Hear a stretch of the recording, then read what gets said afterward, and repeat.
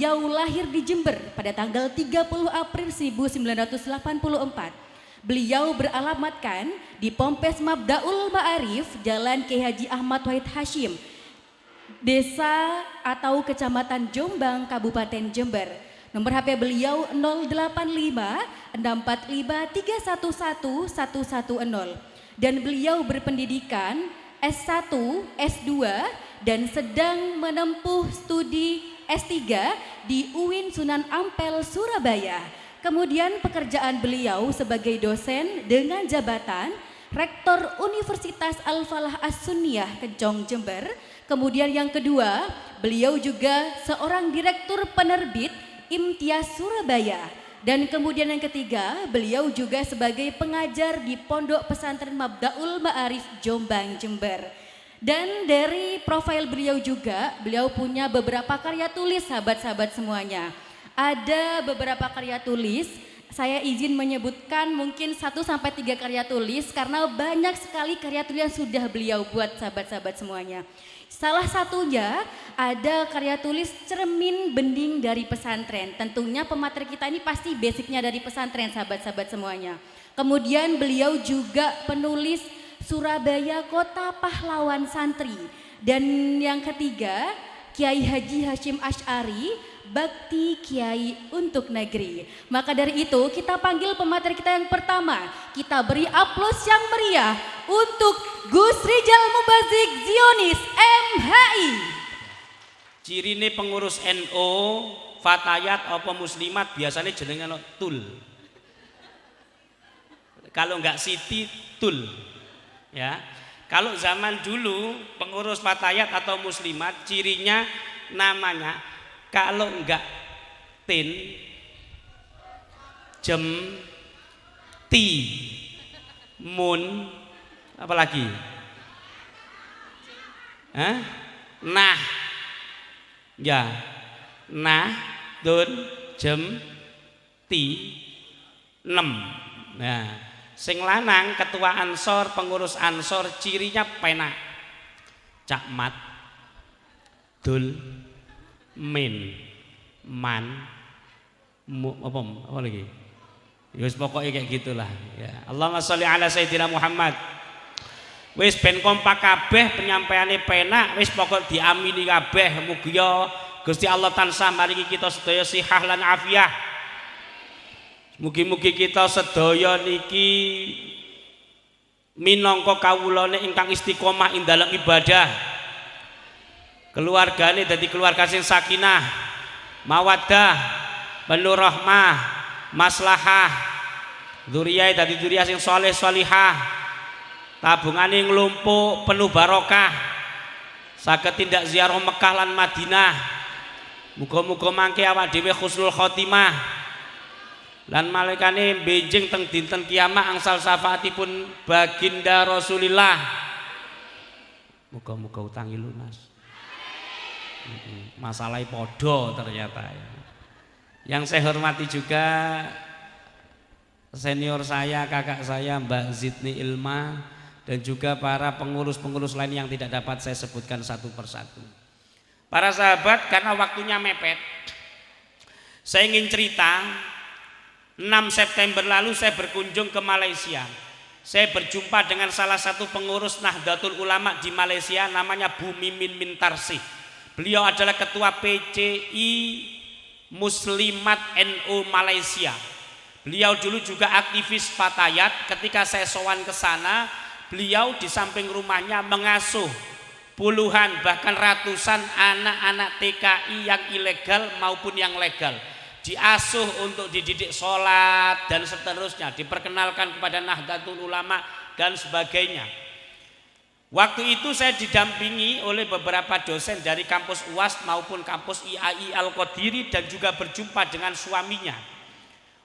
Dan juga kemudian ada seorang gadis cantik putih anggun membawa nampan mempersilahkan kami untuk mereguk suguhan. Saya tanya, ternyata itu adalah anak pertama Bu Nyai Mimin Mintarsih, perempuan alumni Pondok Pesantren Seblak Tebu Ireng yang sudah sejak tahun 90-an berkhidmah di PCI NU Malaysia. Saya tanya, Kak, sekarang kuliah di mana? Kita bayangkan mungkin kuliah di mana, Kencong, enggak mungkin lah ya. Kampus UAS ini orang Malaysia ya. Dia sekarang kuliah di Bulgaria. Ini di Bulgaria gitu. Sandingnya kecil ini ya. S1 di Malaysia, S2 di Bulgaria, S3 kalau nggak salah juga di Bulgaria. Sedangkan adiknya juga sama, kuliah semua dapat beasiswa di luar negeri. Saya kagum. Anak-anaknya juga 2 yang tidak kuliah lanjut sampai S3 sudah diterima di sebuah perusahaan.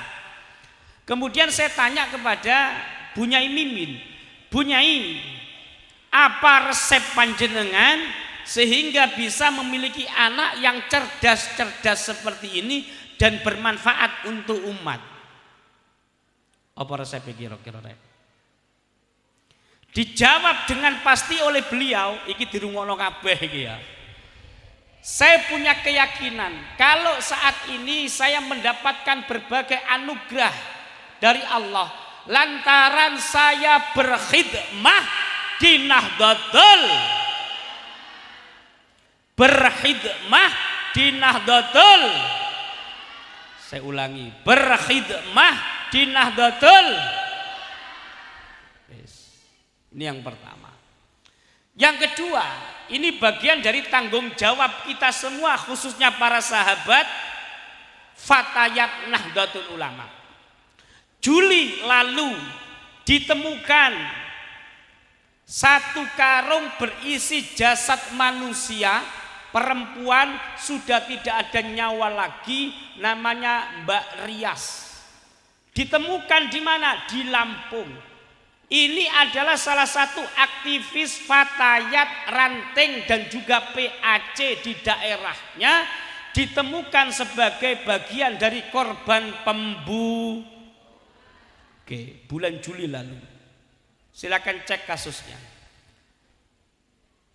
Awal Oktober di Sumeneb, seorang perempuan muda namanya Mbak Nihayatus Saadah ditemukan juga dalam kondisi tidak bernyawa lantaran dianiaya oleh suaminya beberapa kali.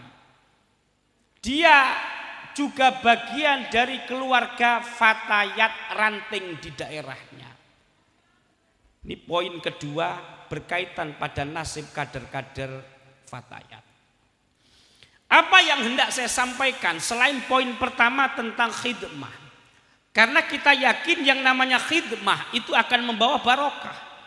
Sedangkan poin yang kedua, ini berkaitan pada nasib kader-kader Fatayat di berbagai wilayah.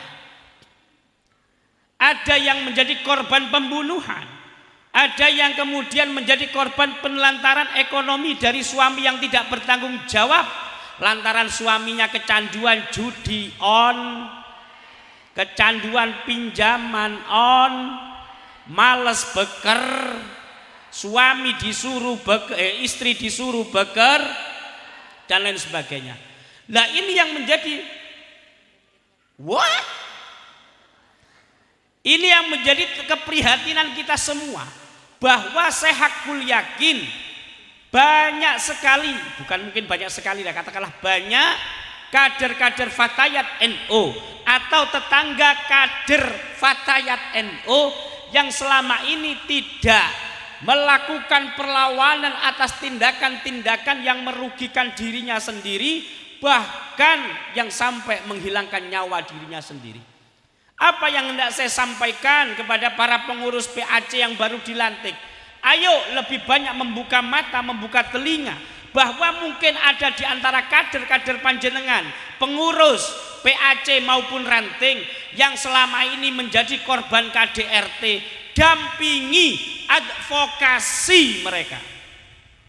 Sepakat apa tidak? Kaya wis padha ngantuk. Kaya wis padha luwe kabeh iki. Wah, lanjut mboten iki. Saya tanya sekarang, ini soal kepemimpinan. Kepemimpinan itu bukan hanya memimpin kita sendiri, tapi juga memimpin orang lain. Dan pemimpin yang baik adalah yang bertanggung jawab kepada bukan hanya anggotanya, melainkan warga yang ada di sekitarnya.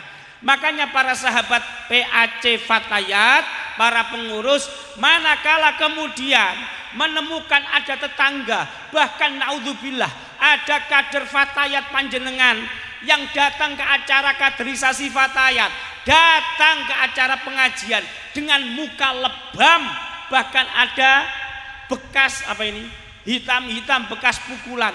Jangan pernah mengabaikan dengan mengatasnamakan itu adalah perkara rumah tangga orang lain. No. Di atas kesakralan pernikahan ada yang namanya kemanusiaan. Paham? Jadi jangan pernah abai terhadap kader-kader panjenengan yang mungkin matanya lebam, di sini menyisakan hitam-hitam, kemudian ketika curhat kepada panjenengan terisak-isak, tidak mampu bersuara lantaran tekanan batin. Dampingi, Pak, napa? Khawatir kalau saya dianggap mencampuri urusan rumah tangga orang lain. Ini bukan persoalan rumah tangga, ini wilayah kriminal, ini wilayah pidana, ini dijamin undang-undang manakala panjenengan semua melakukan pembelaan terhadap kader panjenengan. Undang-undang sudah tahu undang-undangnya. Nah ini harus disosialisasikan. Saya minta kepada Mbak Woro, kepada Mbak Tul dan Mbak Dah tadi yang baru dilantik, ya. Di atas pernikahan lebih penting mana antara pernikahan dengan nyawa manusia? Nyawa. Makanya undang-undang tahun di situ sudah jelas yang namanya tindakan KDRT. Yang pertama tindakan fisik, plak plok. Istri kecapean ngurus rumah tangga, malam Jumat suami habis yasinan. Moh. Itu kan percakapan paling singkat, padat, jelas. Moh. Plak plok segala macam. Itu bisa dilaporkan kemana? Ke aparat kepolisian. Kalau perlu backing, saya hakul yakin pihak Fatayat akan membackingi hal-hal semacam ini. Sepakat apa tidak? Yang pertama tindakan fisik, yang kedua tindakan pesi bojo goblok gak iso kerja. Wah niku wis tak rabi kok niku kere. Mari tempil iki delok-lokno karo bojo. Itu masuk dalam kategori KDR. Yang ketiga, kategori apa? Kekerasan seksual. Ini yang namanya dalam aspek hukum. Nanti akan dijelaskan mungkin oleh Mbak Alvis. Marital rape, pemerkosaan dalam pernikahan. Apa pemerkosaan dalam pernikahan? Dalam Al-Quran jelas kok. Wa ashiruhunna bil ma'ruf. Wong lanang iku kongkon ngeladeni mempergauli perempuan dengan cara yang ma'ruf. Iki biasanya ketika saya ngajar, ketika saya ngisi materi di acara Walimatul Urusi, 25% materi saya tentang tafsir ayat-ayat rumah tangga, ayat-ayat pernikahan. 25% materi nasihat untuk pengantin baru, 50% materi yang saya sampaikan dalam walimah adalah nasihat bagi pengantin lawas, khususnya saya maupun bapak-bapak yang ada dalam hal semacam itu. Saya pantang guyonan cabul. Engko ngene lho, Dik. No, eman, ini acara sakral walimah. 20% yang saya sampaikan ayat kupasan tafsir terhadap ayat maupun hadis Nabi. 25% nasihat untuk pengantin baru, 50% yang saya sampaikan adalah nasihat untuk pengantin lawas. Terus khususnya apa? Jangan sampai wong lanang geleman main ta. Wes sing mau undang-undang nomor berapa? Tahun berapa? Kekerasan di situ disebut sebagai kekerasan rumah tangga. Yang pertama kekerasan dalam bentuk apa? Yang kedua kekerasan dalam bentuk? Yang ketiga kekerasan dalam bentuk seksual. Kadang-kadang wong lanang saking tingginya nafsune itu melakukan pemerkosaan terhadap ayat. Bukan hanya pemerkosaan terhadap istrinya, tapi terhadap waduh gak gelem ngadeni aku, Dek. Kowe iku dilaknat 7 malaikat. Wong lanang lek wis kod koma iku ilang nalare, Pak. Itu ya. Wis. Yang keempat, penelantaran dalam rumah tangga. Wis. Ibu-ibu, halo. Halo mbak-mbak. Paham ya? Kalau ada tindakan seperti itu lawan. Jangan pernah ada yang namanya sindrom Stockholm. Apa itu sindrom Stockholm? Manakala seorang perempuan ditempilingi bojone, disetrika bojone, dicambuk bojone, diantem piring bojone, diam saja, kemudian suami merasa menyesal, njaluk ngapura, sing istri akhirnya memaafkan atas nama cinta.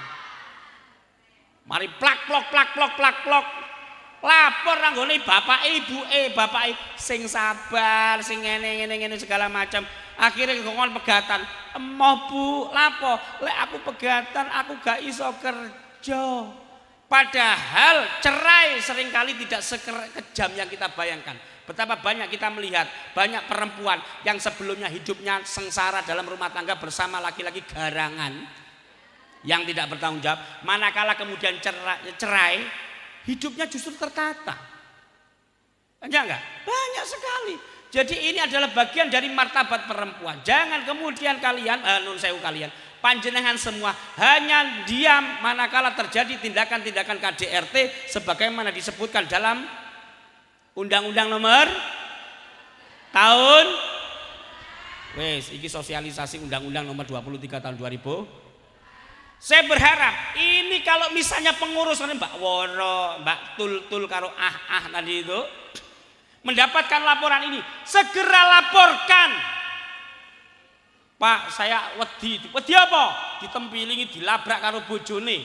Loh, kalau sampean takut terhadap suaminya, kenapa kalian tidak takut? Panjenengan tidak takut kalau nasib dan nyawa dari kader panjenengan akan hilang lantaran tindakan kekerasan dari suami?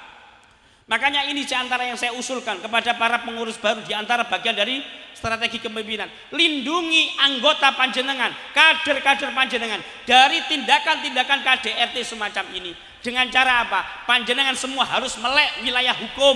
Panjenengan harus taktis melindungi nyawa dari para kader-kader semacam ini. Oke, itu saja karena waktunya dibatasi. Wes cukup. Undang-Undang Nomor piro? Tahun piro? Isinya apa sing pertama? Wes tak jelasno sing mburi-mburi. Kekerasan sing pertama kekerasan kekerasan yang kedua kekerasan dilok goblok. Sing nomor 3 kekerasan seksual. Keempat kekerasan penelantaran keluar.